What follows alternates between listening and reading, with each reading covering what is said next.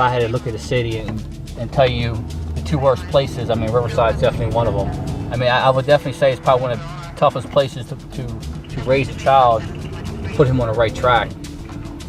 Probably on a handful of times where, you know, I've dealt with a child with a mom and dad present, no fathers at all. You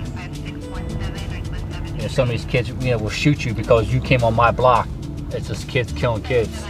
So I mean, how do you change somebody's state of mind on that? I couldn't tell you. You will have to start with the younger kids.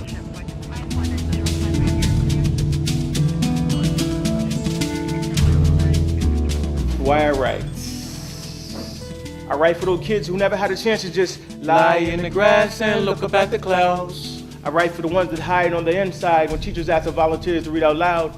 I write for the ones that never even looked up at the clouds without expecting to feel rain. I write for little girls that must double dutch in their blood stains and don't know their daddy's names. I write to show the youth that it's far more important things for them to think and talk about besides the beat between 50 and game when them Jordans is coming out. I write to give a voice to the everyday beautiful things like birds flying south and leaves turning cold to get overlooked. I write for all the fiends out there that swear out they never get hooked. I write for all the nephews out there that know the pain. I've seen their favorite uncle go from being one of the coolest people on earth to just a junkie always begging for change. I write for relatives that can't relate to one another, for little girls that were looking for love and found themselves teen mothers. I write for the circle of poverty that never ends in the PJs, and for grown men that prey on young girls these days. I write for the beautiful artists, the talented poets, singers, and scholars whose talent warranted of athletes' dollars. I write because a black man with a ball in his hand ain't never been a threat. That's why Allen and Kobe can cash $1 million checks.